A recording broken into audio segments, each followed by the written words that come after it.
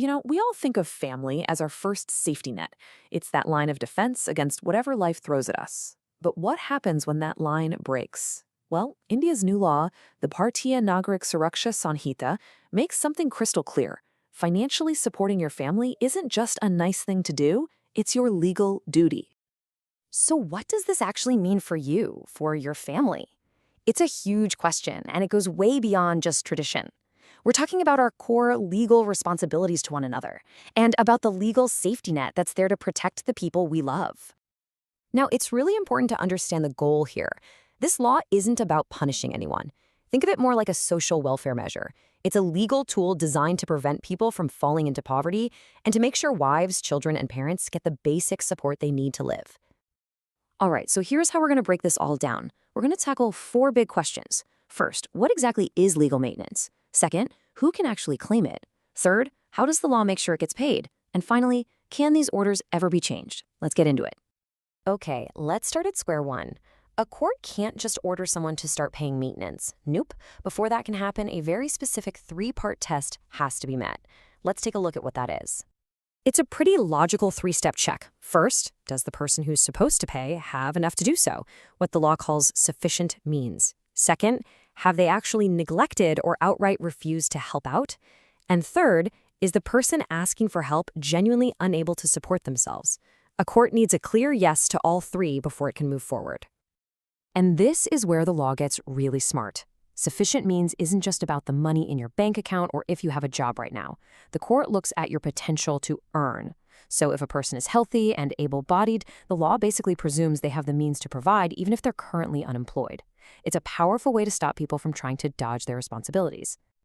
Okay, so we've got the conditions down. Now let's talk about the people involved. Who exactly has the right to ask for this support? And who is legally on the hook to provide it? The law draws some really clear lines here. No ambiguity. A husband is responsible for his wife, a father for his child, and importantly, adult children, that's both sons and daughters, are responsible for their parents. Let's dig into who exactly fits into these categories. When the law says wife, it also includes a divorced woman, as long as she hasn't remarried. Child is anyone under 18, and it doesn't matter if they're legitimate, illegitimate, married or not.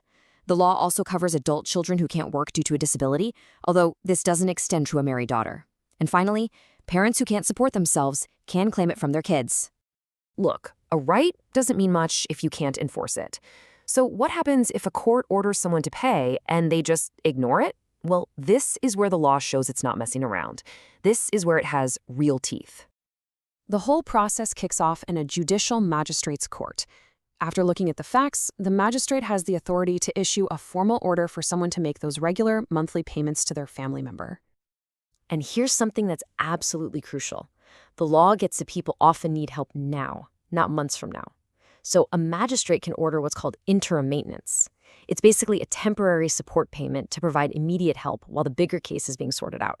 And the goal is to get that decision made within 60 days. So the order is official. But what if the money still isn't coming through? What does the court do then? This is where the consequences get very, very real. A magistrate has 2 powerful options. First, they can issue a warrant to recover the money that's owed, kind of like collecting a fine. Or they can go for the much more serious option. They can impose a jail sentence. So how much jail time are we talking about? The court can sentence someone for up to 1 month. But, and this is the kicker, that's for every single month of non-payment. So if someone skips payments for, say, a whole year, they could be facing 12 separate sentences. It's a penalty that stacks up for every single time the order is ignored. Of course, life isn't static. People's situations change. The law recognizes this. So it has built-in rules for when a maintenance order can be challenged, denied, or even canceled altogether. There are 3 very specific situations where a wife loses her right to claim maintenance.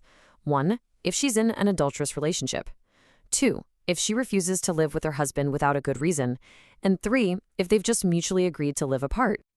So what exactly counts as a valid reason? You might think that's a huge gray area, but the law doesn't leave it up for debate. It gives a very specific example. And there you have it, straight from the source. If a husband takes another wife or keeps a mistress, that's considered a perfectly just ground for his wife to refuse to live with him. And in that situation, she can absolutely still claim maintenance because her decision is seen as legally justified.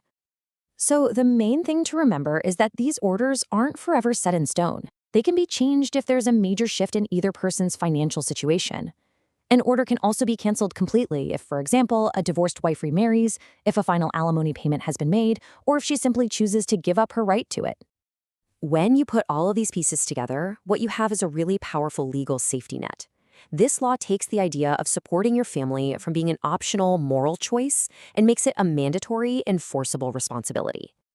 So the law gives us a pretty clear framework, but it also makes you think about a much bigger question, doesn't it? In a society that really values personal freedom, how do we balance that with our duty to take care of the people who depend on us? It's a question that gets to the very heart of what it means to be a family and what it means to be a society.